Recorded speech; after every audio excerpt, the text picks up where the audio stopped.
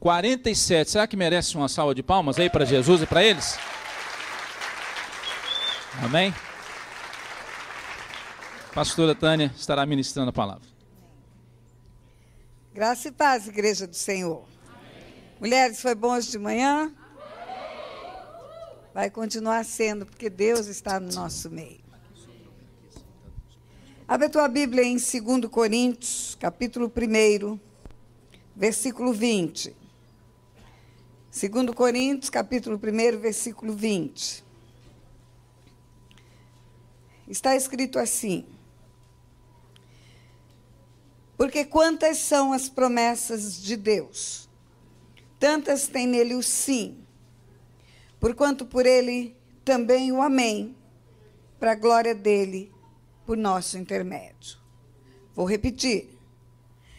Porque quantas são as promessas de Deus, tantas tem nele o sim, porquanto também por ele é o amém, para a glória de Deus, por nosso intermédio. Numa linguagem coloquial nossa, numa linguagem de conversa nossa, seria assim. Porque tudo que Deus prometeu para nós, tudo, Ele mesmo concorda que se cumpra, para que através do bem que nos acontecerá, Ele seja glorificado. Tudo aquilo que Ele prometeu, Ele mesmo diz sim, amém. Ele mesmo tem interesse em concordar para o cumprimento, para que nós possamos ser abençoados em decorrência do bem que vai nos suceder. Você sabe que o princípio da concordância é um princípio espiritual. Nós, como igreja, quando concordamos na terra, a concordância é no céu. A igreja tem autoridade para ligar e desligar. E Deus está dizendo aqui nesse versículo que esse princípio da concordância, Ele estabelece para Ele próprio. Quando diz que Ele diz sim e amém, e você sabe que sim e amém é um ato de concordância. Quando a igreja diz amém, ela está dizendo eu concordo. Ela está dizendo sim, é isso mesmo, estou junto. E Deus está dizendo aqui para nós que Ele concorda com Ele, Deus concorda com Deus. Ele mesmo diz sim, amém, para aquilo que Ele prometeu. Queridos, eu quero dizer para vocês que Deus é bom o tempo todo. Que as promessas de Deus para nós, elas são maiores do que nós imaginamos. Quando Ele diz que os pensamentos dele são maiores do que os nossos, e você ouviu ontem isso a meu respeito, os caminhos dele são melhores do que o nosso. Ele está dizendo que o que ele tem para nós é muito, muito mais excelente do que nós podemos planejar. Ele diz que nem olhos viram, nem ouvidos ouviram, nem jamais penetrou no coração do homem o que ele tem preparado para aqueles que o amam. O Senhor não tem limites para ser abençoador. O amor de Deus que excede a todo entendimento. É um amor tão grande, que quando você começa a pensar nele, hoje de manhã falei com as mulheres, mais do que a sabedoria de Deus, mais do que a soberania de Deus, o amor de Deus nos impacta. Quando você escutou aquela história ontem, eu era tudo de ruim. Havia em mim rancor, ressentimento, ódio, vontade de matar, rebelião. A pessoa rebelde, ela não tem nenhum senso de submissão a ninguém. E Deus me amou, Ele proveu que alguém fosse lá falar do amor dele para mim. Ele me amou quando você não teria coragem de me levar para sua casa. E esse amor é manifesto por Deus o tempo todo. Quando Ele cria o mundo natural, Ele cria esse mundo natural por amor ao homem. Porque por um plano dele, espetacular, Ele dá ao homem, ao seu filho, um corpo natural. E esse corpo natural precisa de um mundo natural. E aí Ele cria todas as coisas que existem no mundo natural para nos presentear. Não sei o que você comeu hoje, mas eu comi algumas coisas muito preciosas, frutas, leite. Quando você come algo que você recebe de Deus, da natureza, você não para pensar. Mas Deus não fez nada disso para ele, nem para os anjos. foi para você, para nós, tudo que existe, todas as riquezas do mundo para nós. Deus não pensou em ter um carro e abastecer quando Ele colocou o petróleo no subsolo da terra. Deus estabeleceu o equilíbrio da natureza para nós. Deus colocou um fenômeno chamado fotossíntese, onde a luz do sol e o verde da planta pela clorofila produz oxigênio para haver vida na terra. E Deus é bom o tempo todo. Depois que o homem perde tudo isso, Ele dá o Filho dele. Proveu o Cordeiro antes da fundação do mundo. O que isso significa? Significa que antes de fazer o homem, sabia da queda do homem. Antes de fazer o homem, sabendo da queda do homem, Ele já tem o plano da salvação do homem. O Cordeiro foi provido antes da fundação do mundo. O reino que nos está sendo preparado, o reino que nós falamos que é o reino dele, eu estou implantando o reino de Deus, o reino de Deus, o reino de Deus, esse reino de Deus é herança nossa. Jesus vai nos dizer: vinde benditos do meu Pai, para o reino que vos está preparado desde antes da fundação do mundo, para nós. Somos filhos, portanto somos herdeiros. Nós implantamos um reino não como servos, mas como filhos que servem. Filhos que estão implantando e cuidando dos negócios do Pai. Quando o Filho veio ao mundo, Ele entregou esse Filho na cruz para salvar o mundo. Nem o Filho queria vir. Várias vezes Jesus diz que não era vontade dele. Eu não vim para fazer a minha vontade, mas a vontade do meu Pai. Pai, se possível, passa de mim esse cálice, mas que não seja feita a minha vontade, mas a tua vontade. Tem um texto na carta aos Hebreus, capítulo 5, versículo 7, que diz assim: Ele, Jesus, nos dias da sua carne, com forte clamor e lágrimas, ofereceu orações e súplicas a quem o podia livrar da morte. Com forte clamor e lágrimas. Então, não foi só um chorinho do Getsêmani. Houve muito choro, muita súplica. Ele oferece isso a Deus para não ir para a cruz. E a Bíblia diz que foi ouvido. E a Bíblia diz que, embora sendo filho, ele obedeceu. E porque obedeceu, tornou-se o autor da salvação eterna para todos os que lhe obedecem. Autor da salvação eterna para todos os que lhe obedecem, lhe obedecem, lhe obedecem. Não é o autor da salvação eterna para todo mundo que se diz crente. Não é o autor da salvação eterna para todo mundo que congrega. Ele se torna o autor da salvação eterna para todos os que obedecem, porque foi pela obediência dele que foi aberto um novo e vivo caminho para o coração de Deus. Pela desobediência de um só, todos perderam esse caminho. Pela obediência de um só, todos voltam. Depois que ele vai para a cruz, mesmo não querendo ir, ele volta para o Pai, e o Pai manda o Espírito. O Pai deu o Espírito. Deu o Filho e depois deu o Espírito. E para a igreja, só para a igreja, ele deu o Filho outra vez. Porque na carta aos Efésios fala que ele restou dentre os mortos, assentou-se à destra de Deus, foi colocado acima de todo o poder e foi colocado como cabeça e dado para a igreja. O Pai deu o Filho outra vez, primeira vez para o mundo e a segunda vez para a igreja. Deu o Espírito, deu os anjos. Os anjos criados originalmente para o louvor da glória de Deus, agora são espíritos ministradores, alguns deles a serviço dos salvos. E o Pai deu também um certificado de vida eterna para nós. Em Apocalipse 21, 7 está escrito assim: o vencedor herdará todas estas coisas. Eu lhe serei Deus e ele me será filho. Eu estou dizendo para você rapidamente essas coisas para lhe dizer que o coração de Deus é esse. Quando a Bíblia fala que antes da fundação do mundo, Ele nos abençoou com toda sorte de bênçãos espirituais nas regiões celestiais, em Cristo Jesus. Nos predestinou para filho, para adoção de filhos. Então, antes de fundar o mundo, Ele proveu bênçãos para nós, é isso que está escrito? É. Antes de fundar o mundo, ele já proveu para nós a salvação, a redenção, a vida eterna, o retorno para casa? É. Esse amor é o amor que excede a todo entendimento. E esse Deus que nos ama, nos ama, nos ama, nos ama, nos ama, como nós temos cantado, Ele quer todo bem para nós. A Bíblia diz que toda dádiva, todo dom perfeito vem dEle. A Bíblia diz que Ele é bom, a Bíblia diz que Ele nos ama.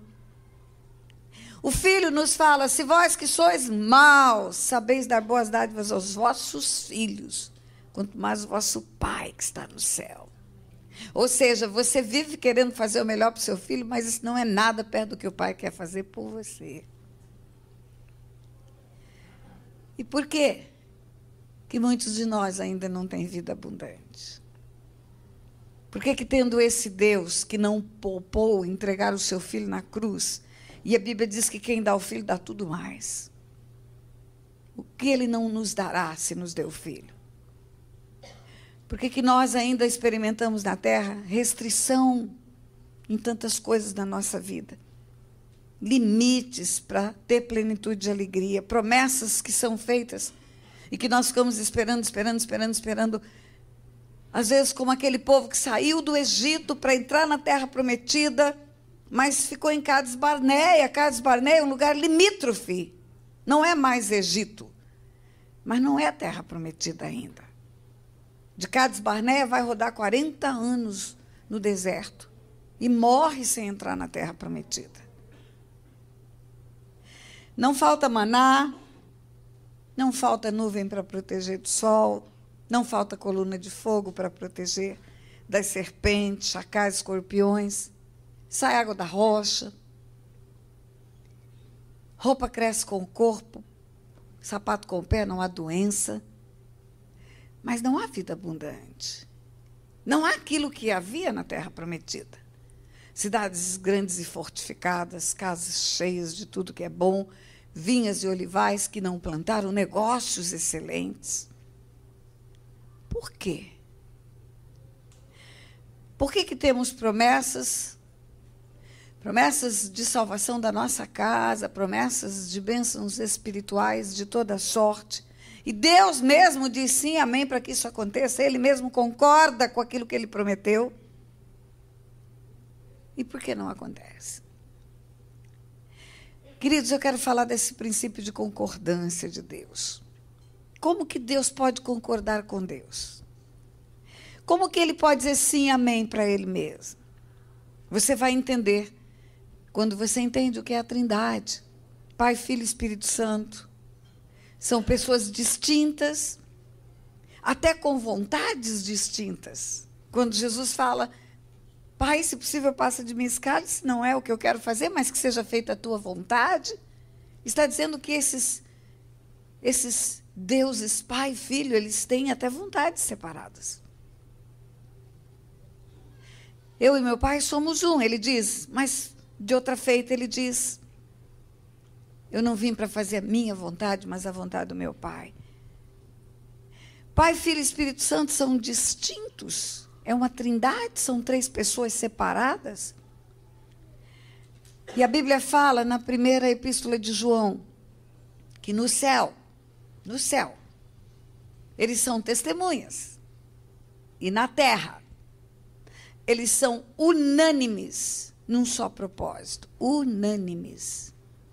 Igreja, o que é unanimidade? Concordância plena. Unanimidade é quando não há opinião contrária. Pai, Filho e Espírito Santo, no céu, reinam em harmonia, testemunham da Trindade. Na terra, eles concordam entre si para atrair as coisas do céu para a terra. No mundo natural, onde o homem recebeu a autoridade de Deus para governar, como está em Gênesis 1, 26, também disse Deus, façamos o homem à nossa imagem, conforme a nossa semelhança, e tem ele domínio sobre os animais que voam, que rastejam, que nadam, sobre toda a terra. Ou como está no Salmo 115, 16, que diz: os céus são os céus do Senhor, mas a terra deu a ele aos filhos dos homens. Nesta terra natural, para as coisas do céu se tornarem execuíveis para acontecer na terra, é preciso haver a concordância do Pai, do Filho e do Espírito Santo. A vontade do Pai é soberana, ela pode acontecer de qualquer maneira, mas Ele escolheu esse princípio de concordar, haver uma unanimidade para o sobrenatural dele acontecer na terra. Você quer ver? A vontade do Pai era criar os mundos. A vontade do Pai era chamar à existência o que não existia. A Bíblia nos diz: pela sua vontade tudo o que foi feito se fez.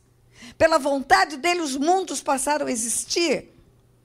Agora, como foi que isso aconteceu? Ele quis, piscou o olho e aconteceu? Não foi assim.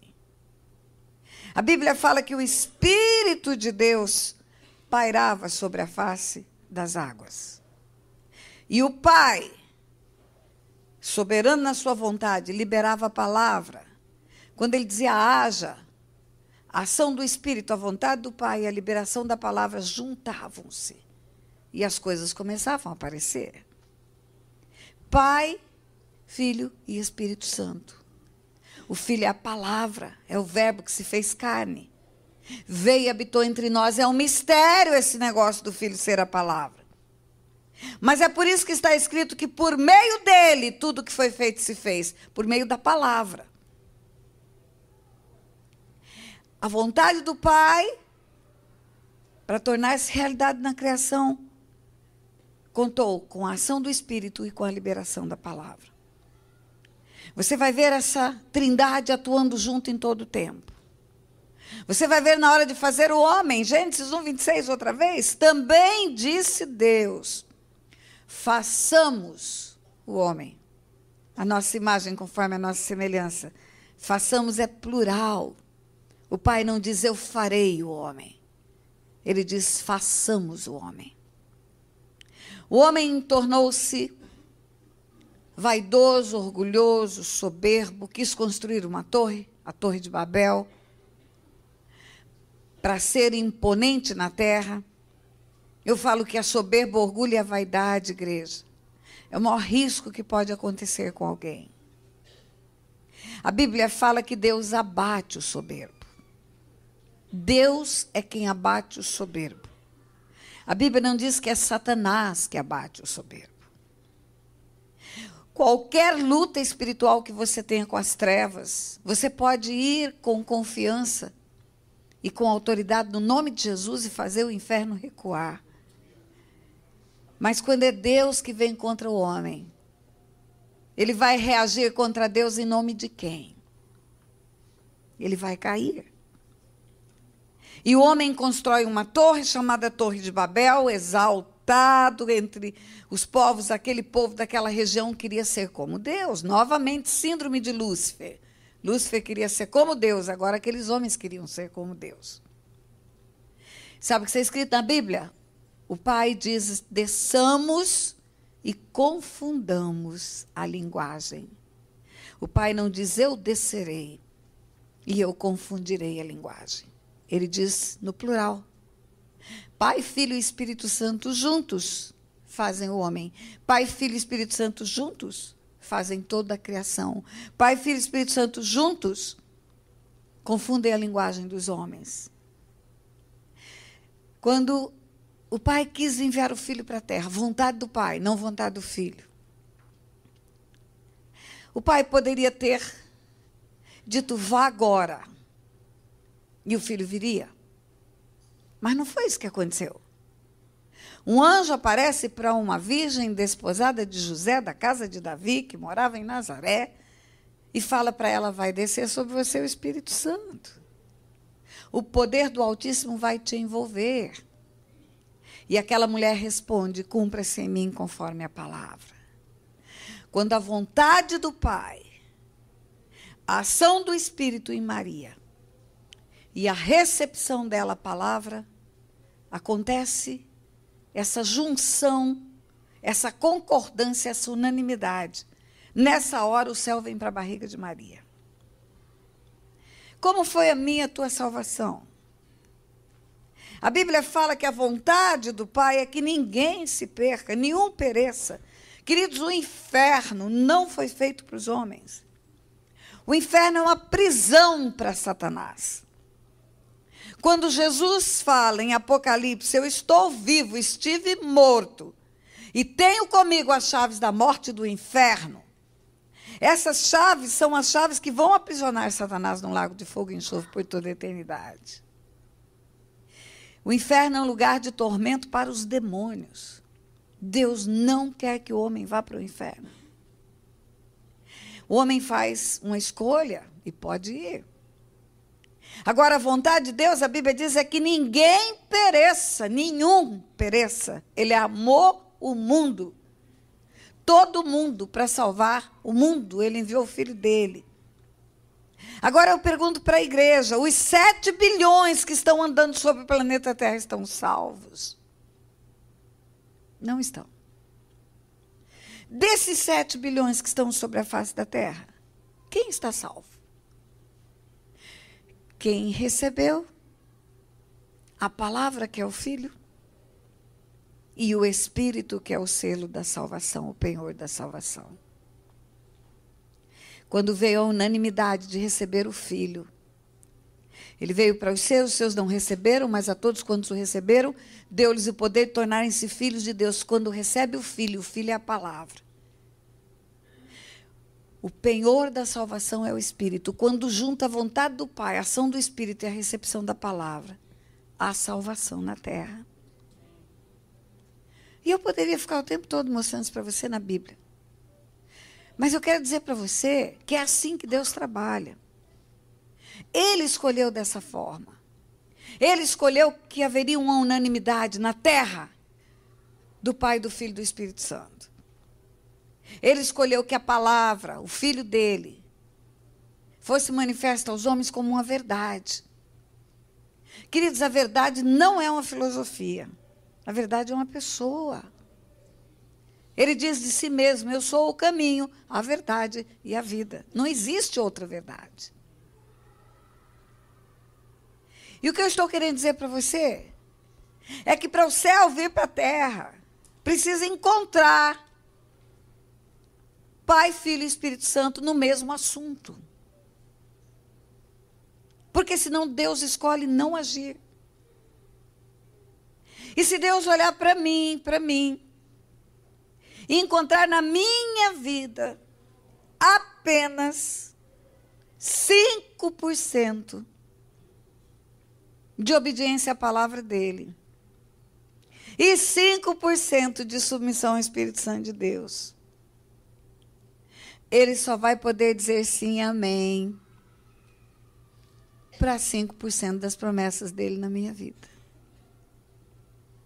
Porque ele não concorda com Tânia.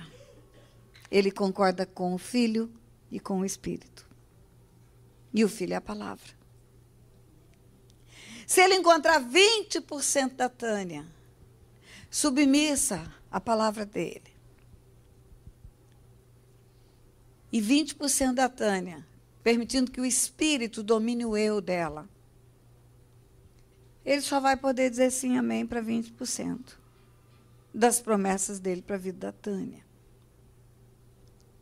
Aí você vai entender textos bíblicos, onde Deus diz, por exemplo, no Salmo 81, se o meu povo me escutasse, se andasse nos meus caminhos, eu de pronto lhe abateria o inimigo. Ele diz, eu o saciaria com o trigo mais fino e com o mel que escorre da rocha. Se o meu povo me escutasse, se o meu povo ouvisse a minha voz, a minha palavra, e a palavra é o Filho. Se o meu povo não fosse rebelde ao meu espírito, eu daria ao meu povo o melhor da terra. O trigo mais fino e o mel que escorre da rocha simbolizam o melhor da terra. E eu abateria o inimigo. Meu povo não ia ter problema com o diabo. Eu mesmo ia colocar a mão no peito de Satanás para livrar o meu povo da ação maligna. É isso que Deus está dizendo. Então, em Isaías, ele começa dizendo: vinde, arrazoemos. Se quiserdes e me ouvirdes, comereis o melhor dessa terra. Ou Jesus dizendo que se nós ouvíssemos a ele, ele viria e faria morada em nós, pelo Espírito. Várias vezes ele disse: você me chama de Senhor, Senhor, Senhor, mas você não faz o que eu falo. E nós, queridos, começamos esse seminário muito, mas muito en passant, muito pouquinho, dizendo para você que houve uma rebelião no céu. Um anjo foi expulso da presença de Deus, tornou-se demônio, príncipe das trevas. E a especialidade desse ser hoje é fazer você ser rebelde. Porque ele sabe muito bem como alguém perde o propósito de Deus na vida, porque ele tinha um propósito. É tornando-se rebelde, desobediente à palavra, fazendo o que dá na telha. E trazendo para o contexto de família isso, eu quero falar algumas coisas. Eu quero começando a falar de filhos. E é interessante, quando a gente fala de filhos, todo mundo arrebita o nariz e fala: meu filho vai escutar agora. Só que eu tenho notícia para dar: todo mundo aqui é filho. Ninguém nasceu do ovo aqui, todo mundo tem um pai e uma mãe. Todos nós somos filhos. E quando eu falo de filho, eu quero falar de todos os filhos. Mas antes de falar de filhos, eu quero te dar uma notícia. No mundo espiritual, as leis da física não se aplicam. Leis de tempo e leis de espaço. Isso é lei da física para o mundo natural. Noção de tempo e de espaço. Dimensão natural. No mundo espiritual, o tempo não é contado como é contado no mundo natural. Então, o pecado que nós praticamos quando nós éramos adolescentes e éramos filhos, e que não foi confessado, que não houve arrependimento, está como se tivéssemos acabado de praticar diante de Deus. O tempo decorrido não muda isso. E eu quero dizer para você algo como juíza. A lei maior de uma nação, chama-se Constituição Federal. Na Constituição Federal está o conjunto de artigos, e aqui nessa nação é bem pequenininha, não tem tantos artigos, mas o conjunto de artigos que é considerado a espinha dorsal das leis de uma nação. Nenhuma lei pode ser contrária à Constituição. Se ela for uma lei que agride o texto constitucional, ela é chamada de inconstitucional, e ela pode ser derrubada por uma ação que argue a inconstitucionalidade. Então, a Constituição é a lei mais forte. É a lei de maior peso. É a lei que tem um tratamento tão especial que, para ser alterada, é preciso convocar uma Assembleia Nacional Constituinte, com esse fim. Se nós achássemos que o conjunto de leis de uma nação, por analogia, fosse como o conjunto de leis da Bíblia, eu diria a você que a Constituição seriam os 10 mandamentos. A Constituição, o maior, o mais forte, o de maior peso, o que está sobre todas as outras, com uma eficácia maior, seriam os 10 mandamentos. E eu tenho uma notícia para te dar. Deus colocou nos 10 mandamentos esse negócio de honrar pai e mãe. No mesmo lugar onde ele colocou não mate, onde ele colocou não furte, onde ele colocou não se prostre diante de imagens, ele colocou honra teu pai e tua mãe. Presta atenção na importância disso para Deus. Honra teu pai e tua mãe, para que se prolongue os dias na terra que o Senhor teu Deus te dá e te vá bem. Honra teu pai e tua mãe, para que se prolongue os dias na terra que o Senhor teu Deus te dá e te vá bem. Vida longa e vida boa. Honra, cumpra a lei, que você vai ser premiado. É o único mandamento que tem prêmio. Está na Constituição ou nos 10 mandamentos e ainda oferece um prêmio. Vai viver muito e vai viver bem. O contrário, desonra teu pai e tua mãe, não vai viver muito e não vai viver bem. Pode até viver muito, mas vai viver mal. Ou pode até viver bem, mas vai viver pouco. Mas viver muito e viver bem não vai. Porque Deus não se contradiz. E ele não colocaria um mandamento entre os 10 para descumprir. E nós vivemos numa geração, numa época que não é mais moderna, é pós-moderna. Onde muitos jovens arrebitam o nariz e dizem, eu sei o que eu quero. Eu sou dono do meu destino, eu sou dono da minha vida, a senhora fez o que a senhora quis, o senhor fez o senhor quis, o senhor escolheu o seu caminho, agora me deixa escolher o meu. Um dia eu escutei uma história de adolescentes falando para os pais, não se meta na minha vida. Queridos, eu quero dizer para vocês que seus pais não se metem nas suas vidas. Vocês é que se meteram na vida dos seus pais. Seus pais eram um casalzinho de namorados, apaixonados, casaram-se, só se preocupavam um com o outro, de repente você aparece. Pronto, sua mãe nunca mais teve paz, começa a crescer na barriga, o corpo dela vira armazém seu, vira comida, começa a gastar dinheiro com você. Quando você começa a chorar de noite, não dorme mais, seus pais não conseguem dormir mais sossegado. Quando você começa a andar, você é meio kamikaze, não tem noção de perigo. Seus pais não te deixam um minuto preocupado, se vai bater cabeça, se vai cair, o que vai acontecer. E não termina mais isso.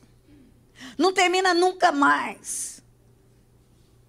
Você cresce, vai para a universidade, seus pais deixam de comprar coisas para eles, para sustentar você na escola. Quem se meteu na vida deles foi você. O senhor nunca vai referendar a desonra aos pais, nunca.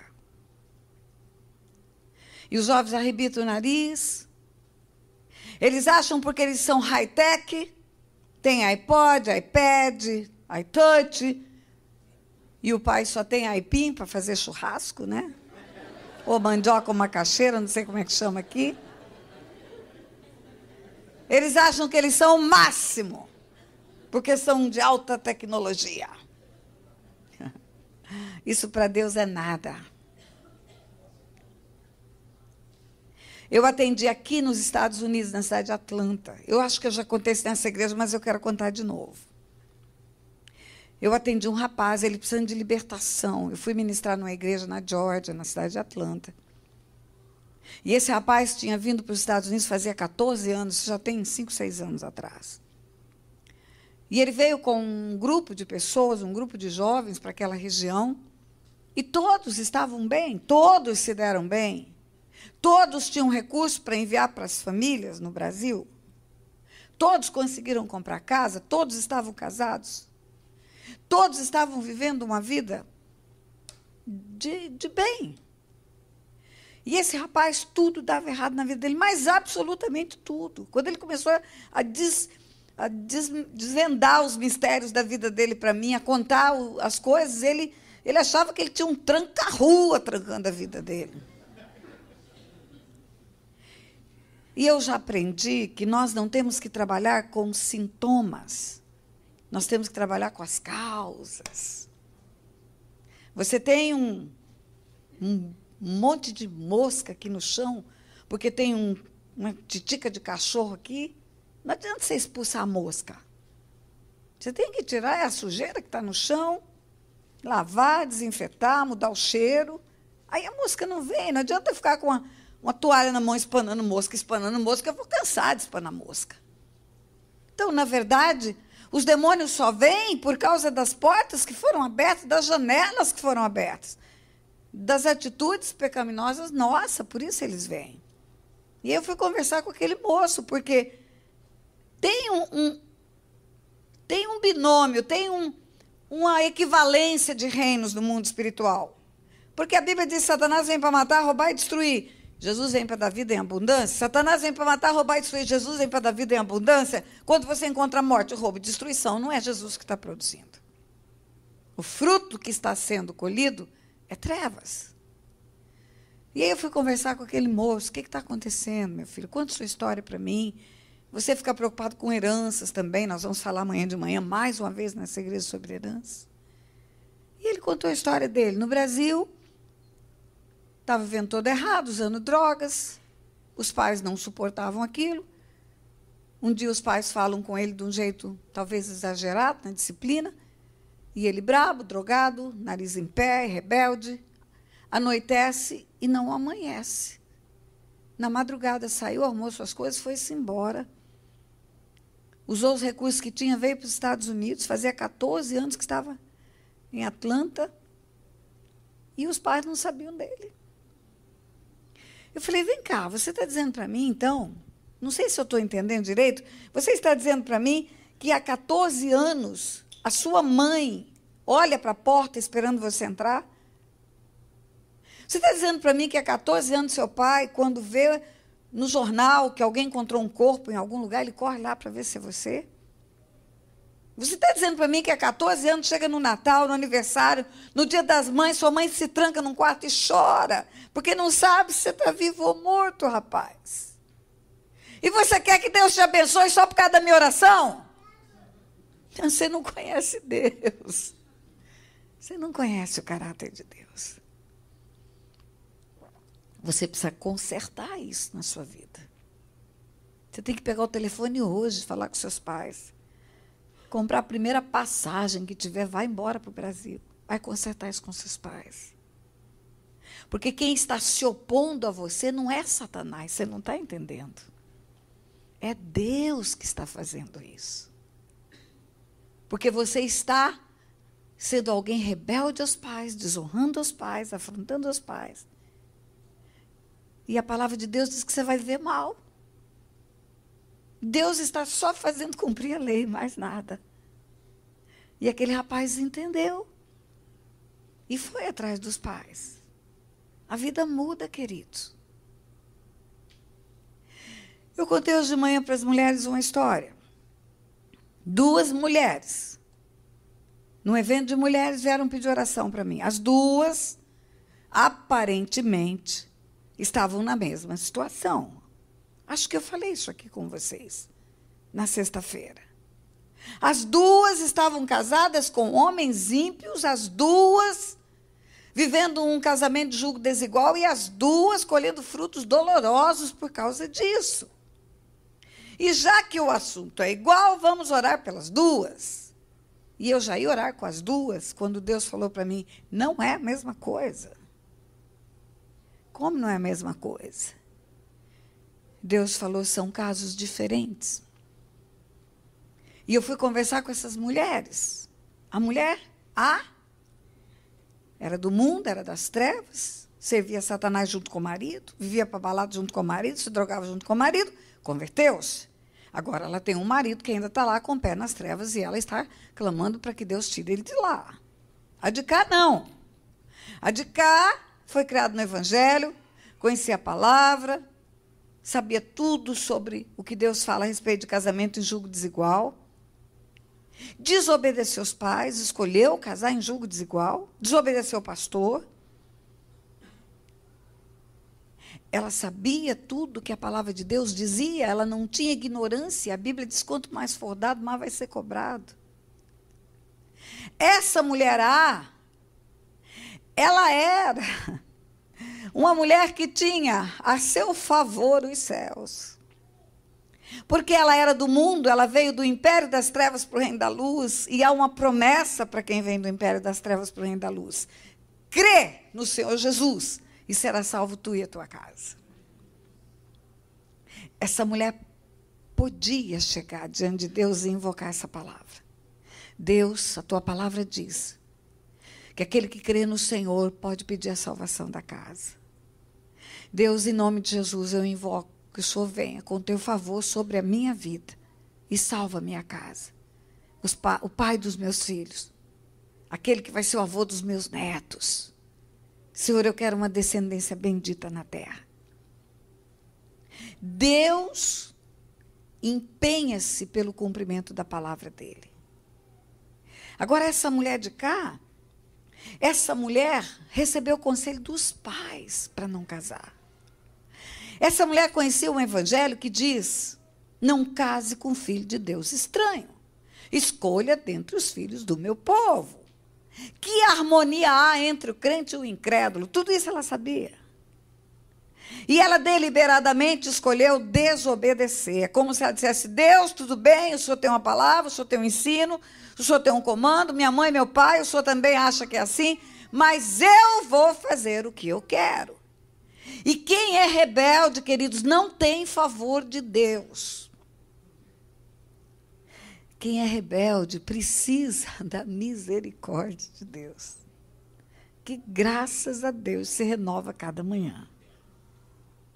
Mas sabe como que você aciona a misericórdia de Deus? Arrependimento e confissão. Arrependei-vos e convertei-vos, para serem cancelados os vossos pecados. Sem arrependimento, sem confissão, sem conserto, a misericórdia não é liberada. Mas, pastora, já passaram 40 anos dessa história. No mundo espiritual não se aplica as leis da física. Do tempo e do espaço não existe no mundo espiritual. 40 anos para você, para Deus foi hoje de tarde. E aí você vai ver a história dessa pessoa como está. Uma bagaceira, casamento indo mal. As finanças, muito pior. A saúde, nem se fala. Vergonha o tempo todo. Deus não pode dizer sim, amém para essa mulher. Essa mulher precisa se arrepender primeiro. Às vezes, queridas, as mães são responsáveis pela desonra que os filhos fazem aos pais. Nesta geração é muito comum acontecer isso. Um dia eu fui convidada para ministrar no evento de mulheres no Rio, enorme evento, no Centro de Convenção Sul América, no Rio. Todas as mulheres da Igreja Nova Vida do Estado do Rio. Quase 4.000 mulheres naquele lugar. E o tema do evento era: a mulher sábia edifica a casa. A mulher sábia edifica a casa. E orei, pedi a Deus uma palavra nova sobre esse assunto. A palavra de Deus se renova a cada manhã, ela traz novidade de vida, a unção é fresca a cada dia. Você pode pregar 10 vezes sobre o mesmo assunto, é novo cada vez que você prega. E o Senhor falou comigo quando eu estava em oração, pedindo revelação da palavra. Ele disse para mim: você não vai falar da sábia, você vai falar da tola. Porque a tola não é burra, como muita gente pensa. A tola é sábia também. A diferença é a procedência da sabedoria de um e da outra. Às vezes nós dizemos: toda sabedoria vem do alto, toda sabedoria vem do alto. Hoje de manhã eu mostrei para as mulheres um texto de Tiago, que diz que tem uma sabedoria que é humana, carnal e demoníaca. Não vem do alto toda sabedoria. Tem uma sabedoria que vem das trevas. Esse anjo que foi expulso do céu, ele era sábio. A Bíblia diz que ele era sábio. Ele era ungido, sábio e formoso. Ele converteu a sabedoria dele para o mal. É igual um soldado treinado para o bem, lá no Rio de Janeiro, faz todos os treinamentos de tiro, faz todos os treinamentos de defesa pessoal, de tudo. E aí ele vai para o tráfico de drogas, ele não perde tudo que ele aprendeu. Nem perde a natureza dele de soldado. Ele apenas converte para o mal tudo que ele sabe. É assim com Lúcifer. Ele é um anjo, com a natureza de anjo, com o poder de anjo e com sabedoria de anjo, convertido para o mal. E esse anjo, queridos, ele influencia a terra. Ele influencia para que haja rebelião contra Deus na terra. E Deus começou a ministrar ao meu coração dessa sabedoria humana, carnal e demoníaca, sabedoria humana, carnal e demoníaca, e mostrou nada mais, nada menos que um personagem bíblico que nós sabemos que é tremendo no meio do povo de Deus. Rebeca. Rebeca estava grávida de gêmeos. Um dia, movimento demais na barriga dela, ela fala, Deus, que é isso? Deus fala, tem 2 nações aí dentro do seu ventre. Olhe bem, igreja. Deus não falou, tem 2 meninos aí dentro. Deus falou, tem 2 nações. Lembra quando eu falei sobre aborto, mulheres, nessa igreja? Uma daquelas crianças é cabeça da nação de Israel. Era Esaú e Jacó que estavam ali. Se você aborta uma criança, você aborta o filho daquela criança, o neto daquela criança, o bisneto, o tataraneto e todas as gerações futuras. Se a minha bisavó tivesse sido abortada, minha avó não teria nascido. Se a minha avó não tivesse nascido, minha mãe não teria nascido. E nem eu, e nem minha filha, e nem meus netos. Tem 2 nações aí dentro do seu ventre. Deus falou.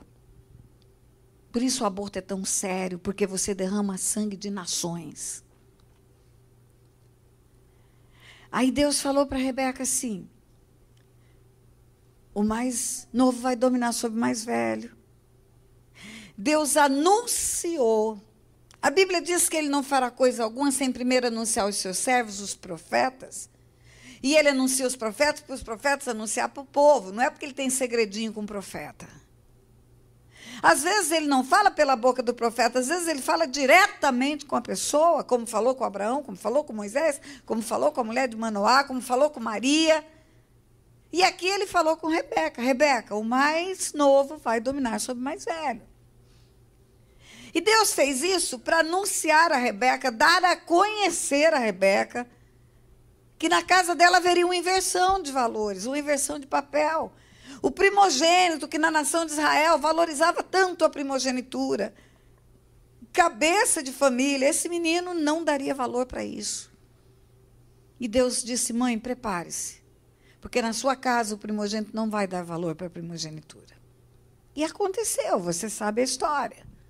Chega Esaú cansado da caça, com fome, e troca o direito da primogenitura por um prato de comida. Cumpre-se exatamente o que Deus falou. E ponto final. Mas não foi ponto final. Rebeca foi além. Rebeca começou a criar na sua mente algo além que ela poderia fazer, que Deus não mandou, não encomendou, não sugeriu. Rebeca fala para o mais velho assim, para o mais novo, nós precisamos arrancar a bênção da primogenitura agora do seu velho pai. O velho pai estava em cima de uma cama, Isaac estava em cima de uma cama velho, talvez com catarata, sem enxergar direito. Era a cultura da nação de Israel, era a prática do povo de Israel, quando vê que a morte está se aproximando, chamar os filhos para abençoar. O próprio Jacó, quando ele está no leito de morte, ele chama os 12 filhos e abençoa. E o pai vai chamar os filhos para abençoar, e ao mais velho, como os homens faziam, ele ia dar as bênçãos de um primogênito. E Rebeca chega e fala para o seu filho, Jacó, vamos enganar o seu pai. Você finge que você é seu irmão. Bota um pelo no braço, porque seu irmão é peludo, bota a roupa do seu irmão com o cheiro do seu irmão, e chega lá, quando seu pai perguntar quem é, você diz Esaú. Jacó teve mais juízo do que a mãe. Ele falou, mãe, esse negócio não vai dar certo. A mãe falou, eu tomo para mim a responsabilidade desse negócio. E aí, o jovem Jacó enganou seu pai. Uma mãe ardilosamente prepara o esquema para o filho mentir para o pai, para induzir o pai, no engano, a fazer o que não queria fazer. Queridos, qual foi a consequência espiritual disso? Rebeca perdeu os 2 filhos. O jovem Esaú começou a ter mágoa, rancor da mãe, começou a fazer tudo que a mãe não queria. Ficou com ódio do irmão, queria matar o irmão. A mãe fala para o jovem enganador, para o jovem Jacó, vai, fica na casa do seu tio uns dias, senão seu irmão vai te matar. Depois seu irmão se acalma, você volta. Mas fica uns dias lá. Vamos botar uma calmaria nesse negócio. Uns dias. 20 anos. 20 anos aquele moço ficou lá. E a Bíblia não fala do reencontro dele com a mãe. A Bíblia fala do reencontro dele com o irmão dele. Da reconciliação dele com o irmão dele. E se não fala é porque não ouve. Agora, é terrível uma mãe perder 2 filhos. Ela só tem 2 filhos e nunca mais teve a alegria de conviver com esses 2 filhos. Mas isso é pouco, igreja. A consequência espiritual foi maior. Rebeca nunca pegou nos braços um neto. A Bíblia fala que o homem de bem toma nos braços os filhos e os filhos dos filhos. Quem é vó sabe a perda que Rebeca teve. Só que no caso de Rebeca, essa perda foi pior. Sabe quem eram os netos de Rebeca? Os 12 patriarcas de Israel. Rebeca nunca pegou nos braços uma criança daquela. Sabe por quê? Porque levou um filho a enganar um pai. Aí você fala, poxa, pastora, que história, eu nunca tinha pensado nisso. Mas eu não quero que você pense em Rebeca, eu quero que você pense na sua realidade. Você já viu aquela situação em que termina o culto, né, no domingo à noite, os meninos têm aula de manhã, e os pais querem que eles vão para casa dormir, porque senão vai estar com sono em sala de aula no dia seguinte.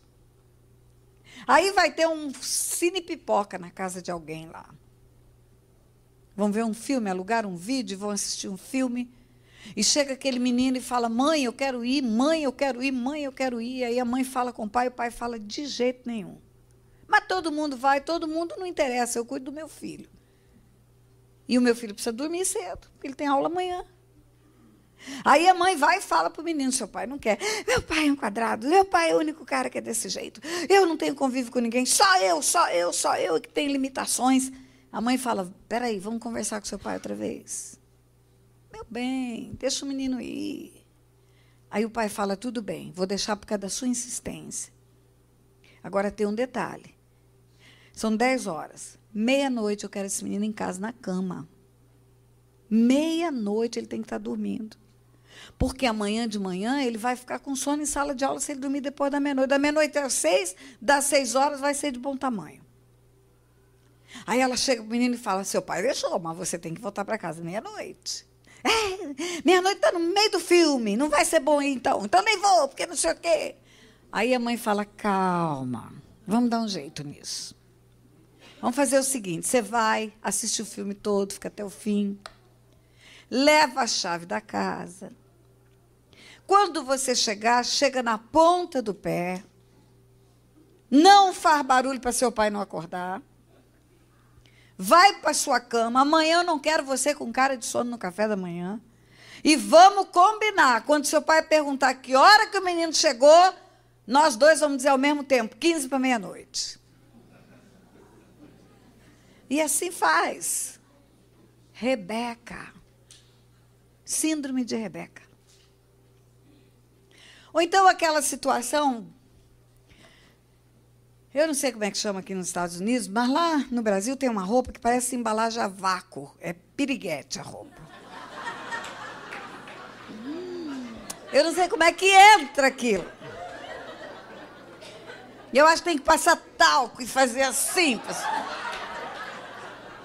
E a menina quer sair com aquela roupa. E o pai fala, filha minha não vai sair com essa roupa, não quero. Mas mãe, todo mundo está usando. Filha minha não vai sair com essa roupa, isso é roupa de prostituta. Mães, escuta que eu vou falar para vocês. Eu não sei se vocês já pescaram, eu já pesquei muito. Para cada peixe tem uma isca. Para pescar pacu é uma isca, para pescar pintado é outra isca, tucunaré é outra isca. Se a sua filha sair vestida igual uma prostituta, ela vai pescar um vagabundo. E se ela sair vestida igual uma princesa, vai ser um príncipe. E sabe por que que o pai não quer que ela saia igual uma prostituta? Porque ele é homem. E ele sabe que os homens são excitáveis pelos olhos. Ele sabe que o desejo sexual começa pelo olhar, a concupiscência dos olhos. Um homem do mundo, um homem ímpio, vai olhar a filha dele, aquele corpo escultural, dentro de uma embalagem a vácuo. Vai ser uma isca. E ele fala, não quero que essa menina veste essa roupa. Não quero, não vai. Mas vai ter aquele aniversário, todo mundo vai embalado a vácuo, eu também quero ir. Aí a menina chora, eu não vou, então, só eu que vou vestida, igual a Beata. E chora, e a mãe fala, peraí, vamos dar um jeito nesse negócio. Vai para o mall, compra o vestido de piriguete para a filha. No dia da festa do aniversário, a filha não sai de casa vestida com o vestido. Maquiada, arrumada, mas com o vestido que papai gosta. Agora, o vestido de piriguete está dentro da bolsa. E ela sai de casa, e na casa da amiga ela troca de roupa e vai do jeito que ela quer, com o aval da mãe dela, enganando o pai dela. Rebeca. Síndrome de Rebeca. Sabe o que vai acontecer, mãe? O teu filho e tua filha vão se perder. Não é profecia minha, não. É palavra de Deus. E você vai perder os netos também, porque é a herança que eles vão deixar vai pegar outra geração. A desonra aos pais, queridos, autorizada pela mãe, ela traz o caos numa família. Mulher, aprenda a dizer para os teus filhos, o teu pai é a autoridade nessa casa. Aprenda a dizer para os teus filhos, o teu pai sabe o que ele está fazendo. Aprenda a dizer para os teus filhos, vamos honrar o teu pai. Porque Deus não pode abençoar uma família que é desestruturada na desonra. Porque eu não falo que é estruturada na desonra, porque desonra não estrutura ninguém. E aí não sabe porque a bênção de Deus não chega. Pede oração, vem para as reuniões, jejua, fica magra igual uma bicicleta. Joelho cascudo, de ficar de joelho. Os céus estão fechados, pastor, estão mesmo. Porque Deus não pode dizer sim, amém, para um complô de uma mãe com um filho para desonrar o pai. Você quer que seu filho passe bem nas escolas? Você quer que seu filho tenha um sucesso no trabalho? Você quer que seu filho tenha um casamento abençoado? Começa pela honra aos pais. Lembra que está na Constituição. Está na Carta Magna da Bíblia. Agora, por que as mulheres levam os filhos a desonrar os pais? Porque é uma cultura de desonra na terra, não é nessa nação, é na terra. Na terra há uma cultura de desonra onde as mulheres não honram seus maridos, onde as mulheres se comportam. Satanás implantou uma mentira, essa mentira chama igualdade. Não há igualdade entre homem e mulher. Nós somos diferentes em tudo. E na cadeia de autoridade também somos. O homem é o cabeça da mulher, está escrito. Não é uma autoridade abusiva, é uma autoridade protetiva. A autoridade de Deus é para nos proteger. A autoridade do marido também tem que ser. Quando Deus coloca o marido para ser o valente da casa, essa autoridade na mão dele, começa lá no Éden. A terra foi dada para os dois, para dominar. Os dois vão dominar, os dois vão multiplicar, os dois vão governar, mas o homem vai guardar. Guarda o jardim. Por que guarda o jardim? Porque Satanás já foi expulso do céu, já está rodeando a terra, já está querendo entrar no jardim. E o jardim é a casa do homem. Ele é o guardião da casa dele, ele é o guardião do jardim, ele é o guardião... Satanás, desde o Éden, está querendo entrar no jardim. Ele quer entrar na sua casa. Ele quer pegar seus filhos, sua esposa. As mulheres são massacradas com as piadinhas, porque Eva fez isso, porque Eva fez aquilo, porque Eva fez aquilo. Eu perguntei aqui quando eu fiz o encontro de casais. Aonde estava Adão? Fazendo o quê? Quando o diabo entrou no jardim que ele tinha obrigação de guardar.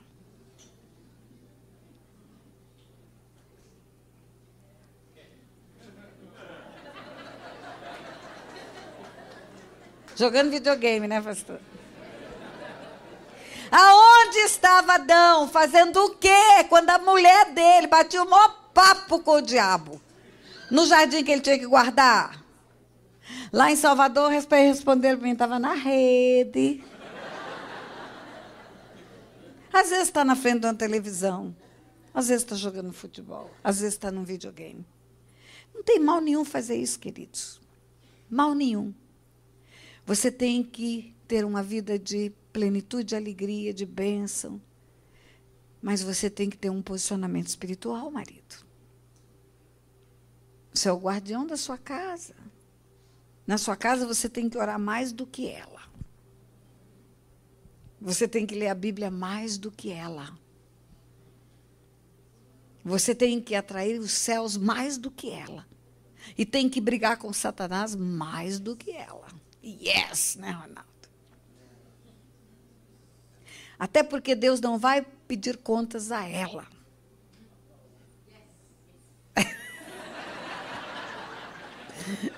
Vai pedir contas a você. Quando a autoridade do marido ela é posicionada, eu me lembrei de algo que eu vou fazer um parênteses para te contar. Eu preguei num evento no Rio de Janeiro com uma pregadora aqui dos Estados Unidos, um evento em Uberlândia.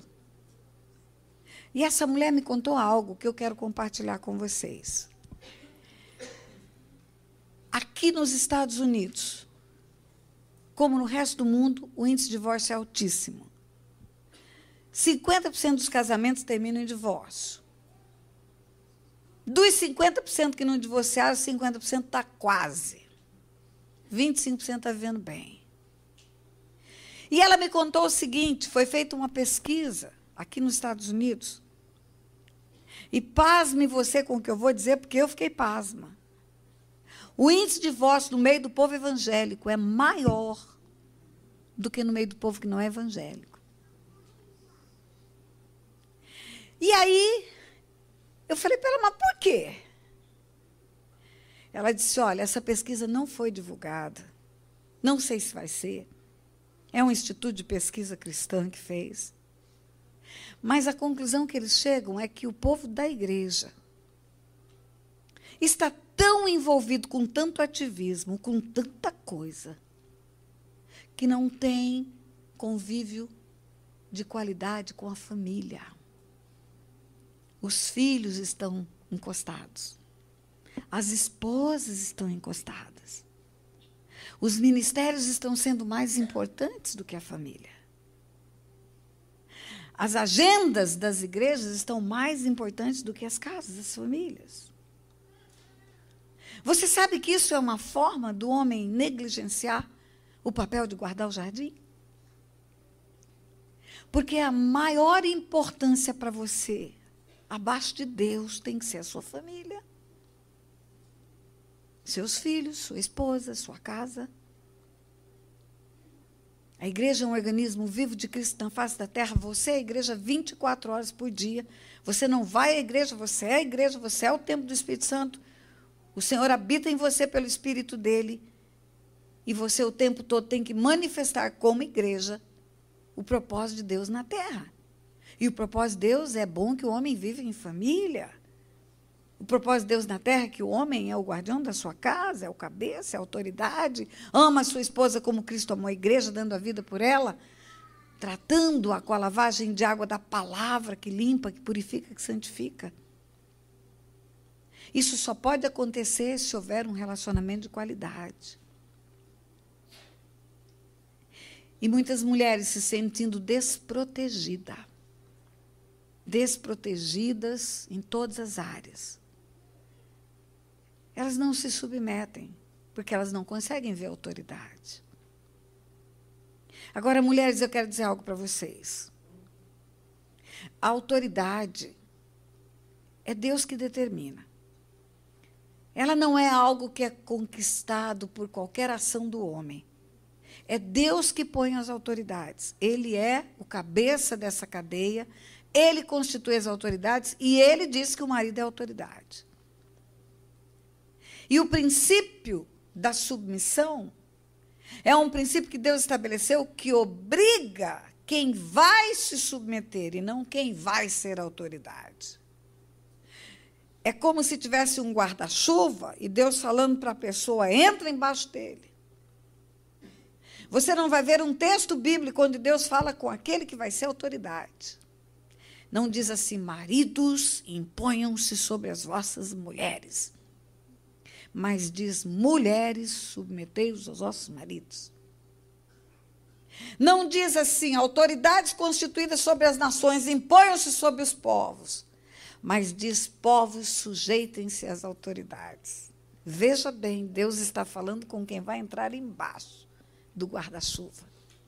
É uma posição de aceitar uma autoridade que já existe. Que Deus já constituiu, o guarda-chuva já está aberto. Queira você ou não, seja seu marido lindo ou não, gordo, magro, feio, careca, bonito, charmoso, ronque, não ronque, é autoridade sobre a sua vida. Deus disse isso. Um dia estava ministrando no evento de mulheres, falando de submissão. Liberdade, quando a gente tem reunião só de mulher, tem, né, um bate-bola lá, um tete-a-tete. E eu falando de submissão, eu peguei o texto de Pedro. Pedro, quando ele vai falar para as mulheres de submissão, primeiro ele fala da submissão dos servos aos senhores. Servos, sede submissos aos vossos senhores, ainda que ele não seja bom, mesmo que ele seja mau, porque isso é agradável a Deus. Depois que ele fala com os servos, e servos naquele tempo eram escravos, ele fala, e vós, mulheres, igualmente, sujeitai-vos aos vossos maridos. Igualmente, igualmente, igualmente é uma comparação. Então, ele está dizendo que a mulher, comparando com o servo, tem que ser submissa ao marido? É isso que ele está dizendo. Ainda que seu marido seja ruim, você vai ganhar o seu marido se você submeter-se a ele. O teu comportamento, o teu digno proceder vai ganhar o teu marido para Deus, é aquilo que está escrito. E eu estava pregando sobre isso. O teu comportamento de mulher sábia, o teu comportamento de mulher crente, o teu comportamento de mulher submetida à palavra de Deus vai ganhar o coração do marido para Jesus. Esse homem virá para o Senhor. Fique firme. E aí uma irmã que estava sentada bem na frente, ela disse assim para mim, pastora, a senhora fala isso porque a senhora não conhece meu marido. Sabe que se ele, a palavra dele fosse a palavra que eu fosse ouvir, eu não estaria aqui hoje, porque ele não queria que eu viesse. E eu falei para ela, e você não devia ter vindo. Você deveria ter ficado em casa. Mas, pastora, a senhora está dizendo que eu tinha que obedecer ao meu marido e deixar de vir à igreja. Estou. Você só tinha que ser sábia, só isso. Você tinha que chegar para esse marido e dizer, meu querido, o que eu queria mesmo nesta hora é estar lá naquela reunião das mulheres da igreja, adorando aquele Deus maravilhoso, servindo aquele Deus que é o meu Deus, que você ainda não conhece. Mas eu tenho uma coisa para te dizer, aquele Deus, que é o meu Deus, que você não conhece, sabe o que ele falou para mim? Que eu tenho que te obedecer, eu vou ter que ficar aqui em casa.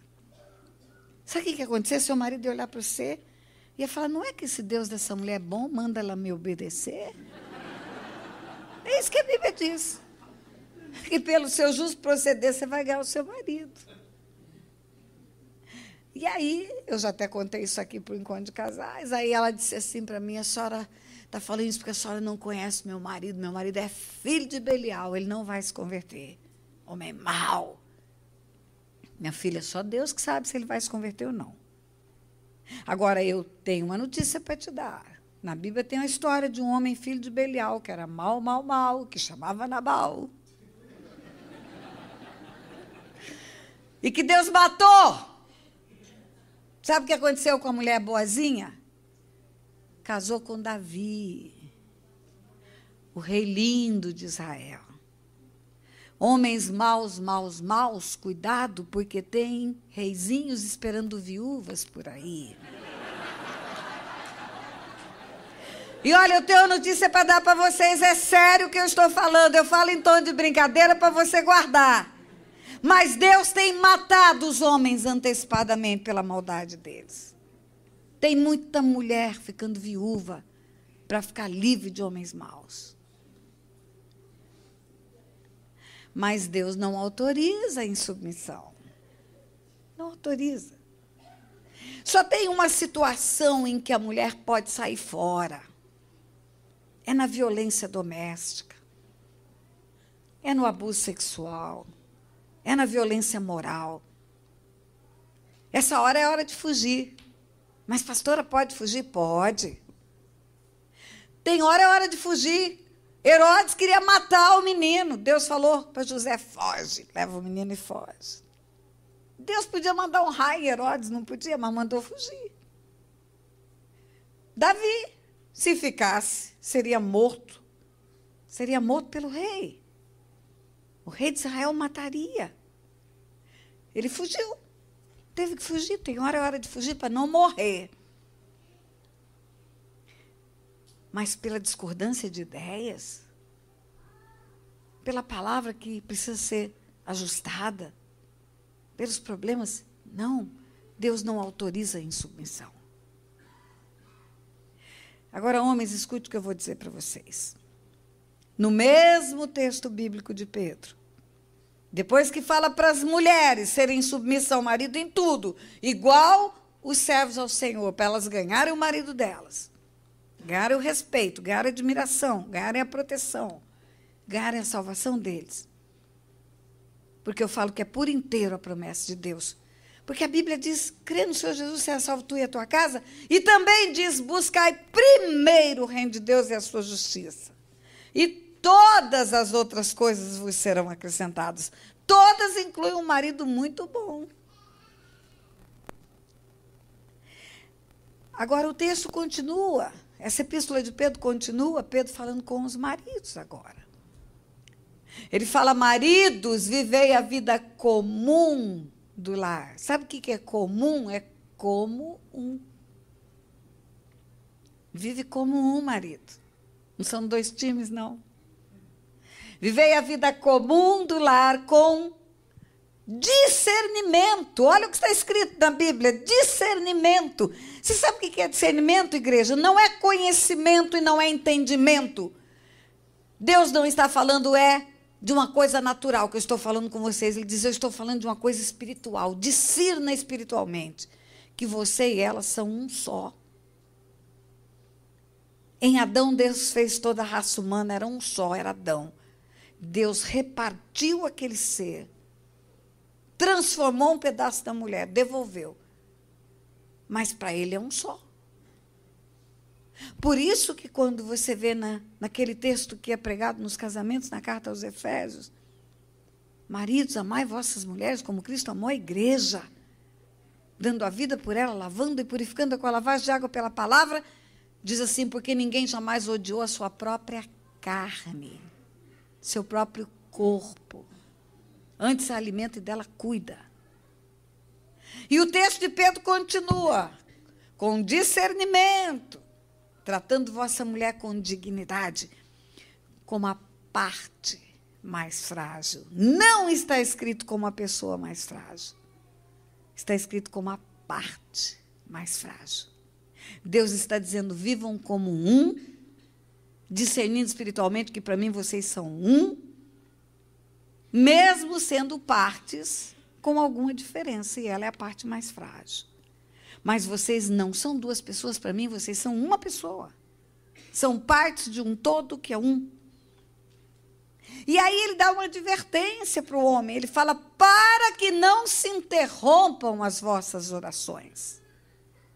E completa, porque sois juntamente herdeiros da mesma graça de vida.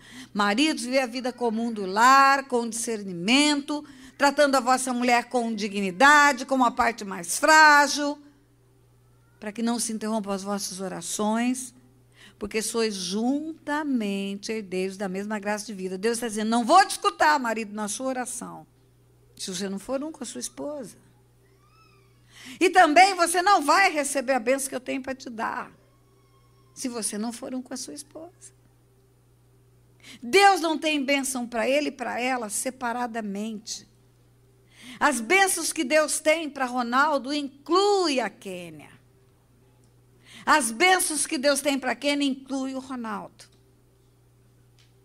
Um dia Deus chegou para um homem chamado Abrão, ainda não era Abraão, e deu promessas para ele. Você vai ser pai de multidões, próspero na terra, abençoado na terra. Tudo que alguém quer ser na vida, ele falou para Abrão que Abrão seria. E Abrão e Sarai, os dois, não entenderam esse negócio de ser um só, de ser herdeiro da mesma coisa. Acharam que porque Deus estava falando com o macho, a promessa era para o macho. Aí a história de Agar, Sara não engravida, empurram a escrava egípcia para deitar com Abrão. Nasce Ismael, o filho de Abrão com a egípcia. Ismael tinha 13 anos, 13 anos. Os anjos visitam Abraão. Conversa vai, conversa vem. Lá pelas tantas, um anjo fala para ele, cadê Sara, sua mulher? É dela que vem o menino. Ou seja, a promessa que eu fiz para você, ela faz parte dessa promessa. Aí nasce o menino chamado Isaac. Às vezes Deus não entregou para você aquilo que Ele prometeu, o seu Isaac. Porque você está deixando a mulher fora dessa promessa. Você está querendo ganhar o que Deus prometeu sozinho. Ou você, mulher. Porque eu trabalho mais, porque o meu esquete de casa é melhor. Minha conta é separada. Você vai trabalhar muito, muito, muito, muito, muito. Mas não vai ver o resultado do penoso trabalho. Se não for um com seu marido. E se o seu marido não for um com você. Não são dois times, é um time só. E aí, queridos, se nós não estamos nesse papel corretamente, se a minha casa é um lugar de contenda, eu é uma palavra que não tem que existir no casamento, é nós que tem que existir. Se na minha casa não há essa harmonia, se eu faço coisas escondidas do meu marido. Olha, mulheres, são coisas bobas. Coisas bobas que às vezes as mulheres fazem, mas elas não sabem o quanto isso atrai a malignidade do mundo espiritual para a casa delas. Mentirinhas. Sabe aquela ida no mall que você vem com 5 sacolas, corre, esconde 4 no carro? Entra com uma. Depois, no dia seguinte, você tira o resto do carro. Ah, eu conheço. Você tem que chegar para o seu marido e dizer, olha, comprei tudo isso, você vai me ajudar a pagar esse negócio. Eu vou ficar linda para você. Eu sou mulher, eu preciso disso. Homens, vocês não fizeram encontro de casais, mas as mulheres precisam de se enfeitar. Deus fez elas assim. É dom de Deus isso. Eu fiz uma pergunta aqui, no encontro de casais, eu faço em qualquer lugar do mundo, a resposta é igual. Se você sair de casa e esquecer o brinco, como é que você se sente, mulher? Pelada. Pelada, pelada. Porque Deus fez as mulheres assim, Ele tirou isso de Adão e deixou nelas. Agora, elas não têm que fazer disso uma base de mentira dentro da sua casa. Deus te abençoa com o trabalho, Deus te abençoa com a beleza, Deus te abençoa com os bens, Deus te abençoa com a dádiva. Você só não pode gastar mais do que ganha e nem ser uma pessoa imprevidente. A Bíblia nos ensina o que é ser previdente. José, no tempo das vacas magras, guardou para o tempo, no tempo das gordas, guardou para o tempo das magras. Se nós gastamos tudo que temos, não sobra nada. Vai chegar o dia da necessidade, não tem nada. Mas toda a riqueza, tudo que cai nas nossas mãos é um dom de Deus, é uma dádiva de Deus. Hoje, quando eu entrei aqui, eu ganhei um negócio de pôr no pescoço, lindo, maravilhoso. Um dia, na igreja em Brasília, aquele colar que eu estava de manhã, mulheres, na igreja em Brasília, eu ganhei 5 colar. O pastor falou, eu já vi fazer fila para pedir oração, mas fila para dar colar eu nunca vi. É dom de Deus, Ele gosta que nós sejamos assim. Mas não minta para o seu marido. Não esconda o mal feito do teu filho.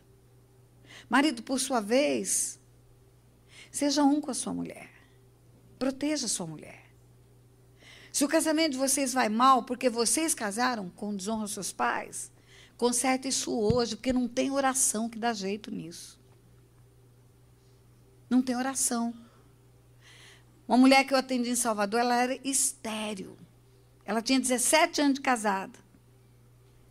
Quando eu ministrei sobre essa mulher, ela contou que desonrou os pais no casamento. Eu falei, vai lá e pede perdão. Ah, pastora, mas está tudo bem, minha mãe vem em casa, come churrasco. Isso não muda. Você não pediu perdão, não se arrependeu, não tratou adequadamente, não orou, não consertou. Satanás tem uma procuração nas mãos, mulher. Não é sua mãe que é o problema é o diabo.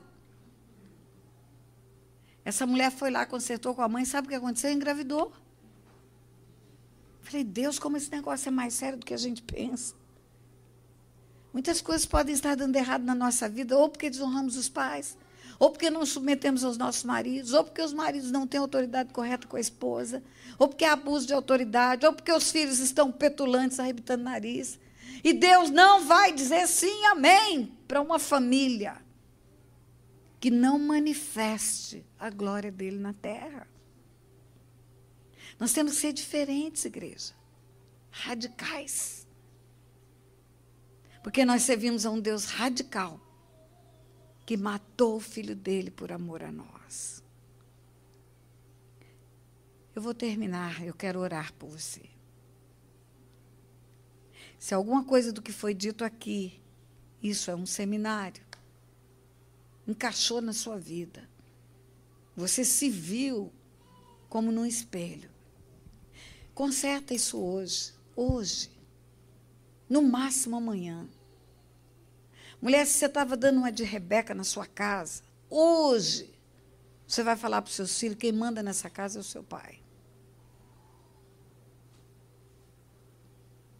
Marido, se você estava sendo omisso no seu papel, autoridade espiritual sobre a casa, você escutou a minha história ontem, sabe por que o abusador chegou? Porque o meu pai nunca foi autoridade naquela casa. A serpente entra no jardim. Começa a exercer hoje essa autoridade. Correta. Não é assim, sabe quem manda aqui? Não é isso, não. É orar pela sua família. É aconselhar biblicamente a sua família. É não perder compostura na hora de disciplinar. É ser verdadeiramente o valente da casa. Começa hoje. Hoje é um bom dia para começar. Filhos, se vocês nunca pediram bênçãos aos pais, eu quero te dar uma notícia, esse negócio não fica antigo. Nós precisamos das bênçãos dos nossos pais todos os dias. E se você é casada, você precisa da bênção do seu marido toda vez que você for fazer alguma coisa. Sozinha, sem ele, você precisa da bênção dele. Hoje eu fui para o mall, eu pedi a bênção para o pastor Otto. Verdade. Me abençoa, bem. Me abençoa, eu vou sair sem você. Me abençoa para que eu tenha até sabedoria para gastar.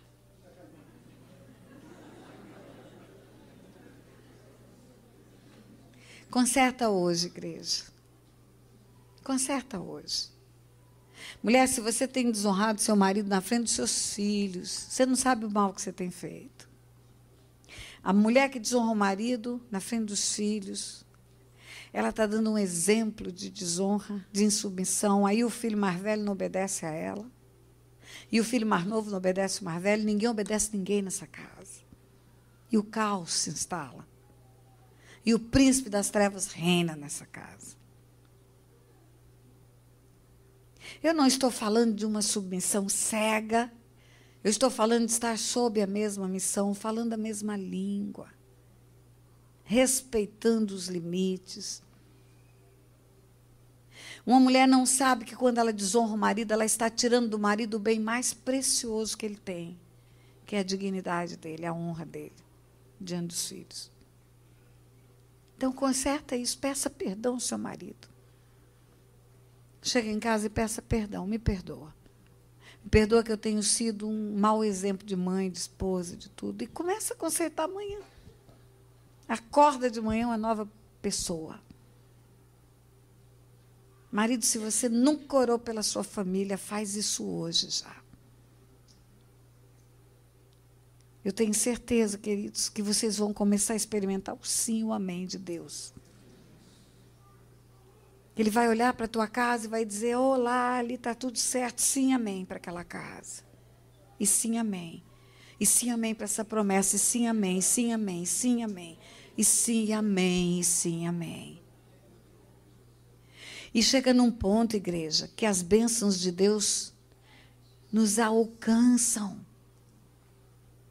A gente não precisa fazer campanha para mais nada. As bênçãos nos alcançam, porque é da natureza de Deus dizer sim, amém, para as bênçãos sobre as nossas vidas. Curva a tua cabeça. Pai, em nome de Jesus, no poderoso nome do teu Filho Jesus, nós bendizemos o teu nome, louvamos o teu nome, Pai, agradecemos o teu amor, a tua graça, a tua misericórdia. Agradecemos o teu ensino, Pai, a tua palavra. Teu Filho é a palavra. Nós queremos, como Davi, Senhor, dizer, lâmpada para os meus pés e luz para o meu caminho é a tua palavra. Queremos dizer como ele, guardei no meu coração a tua palavra para não pecar contra o Senhor. Senhor, ajuda-nos a manifestar na terra, no meio dos homens, no meio de uma geração, a obediência, Pai. Sermos um povo que professa o teu nome, que vive a tua palavra. Não apenas um povo que tem a tua palavra nos lábios, mas que tem no coração. Não apenas um povo que seja ouvinte da tua palavra, mas que seja praticante da tua palavra, Pai. Eu sei, Senhor, que se nós nos posicionarmos, se nós entrarmos nessa posição correta, o Senhor vai poder nos abençoar. O Senhor vai poder liberar para nós tudo aquilo que o Senhor tem retido. E nós vamos experimentar verdadeiramente colher o melhor e comer o melhor dessa terra. Muitas pessoas, Pai, que estão aqui, têm enfrentado lutas, lutas e lutas e lutas. Têm vivido uma vida, Senhor, angustiante. E eu sei que o desejo do teu coração é abençoá-las. É dar respostas para as orações.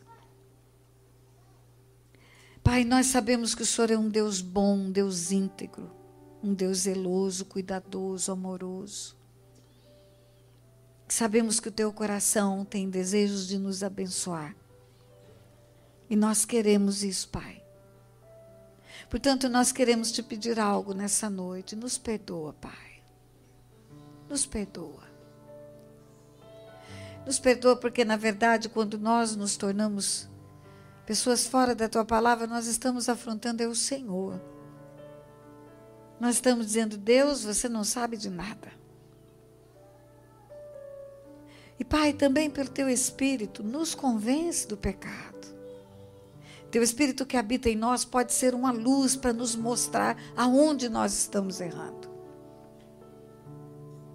Às vezes nós estamos preocupados com o adultério de alguém, com o homicídio de alguém, com o roubo de alguém, achando que a nossa rebelião não é pecado. Oh, Pai, ajuda-nos a ver a nossa vida do jeito que ela é. Porque nós queremos, Pai, ser um povo que resplandece a Tua glória na terra. O Senhor diz no texto que lemos ainda há pouco que tudo aquilo que o Senhor prometeu, o Senhor diz sim, amém, para a glória do Senhor por nosso intermédio. A Tua glória por nosso intermédio, como o Senhor pode ser glorificado por nosso intermédio? Então, quando nós vivemos bem, vivemos a vida abundante, o Senhor é glorificado, é isso que o Senhor está dizendo para nós. Então, quando não somos obedientes, quando somos rebeldes, quando não temos a vida abundante, nós até tiramos a Tua glória, Senhor, do nosso meio. Oh, Pai, ajuda-nos a ser um povo, Pai, que tem as Tuas marcas. Ajuda-nos a nos posicionar, a consertar isso na nossa casa, na nossa família, Pai. A colocar os homens, os maridos, os pais no lugar correto de honra. Pai, eu tenho visto tanta coisa errada, Pai. E se o meu coração fica triste, eu imagino o Teu coração, Pai. Mulheres que separam o melhor do alimento para os filhos, quando o marido chega, já não tem mais. Estão dizendo no mundo espiritual, o teu pai não é importante. Pai, em nome de Jesus, perdoa-nos e ensina-nos a andarmos corretamente. Porque eu sei que se isso acontecer, Pai, nós não precisaremos mais correr atrás de bênçãos. Ela nos alcançará. Obrigada, Pai, pela tua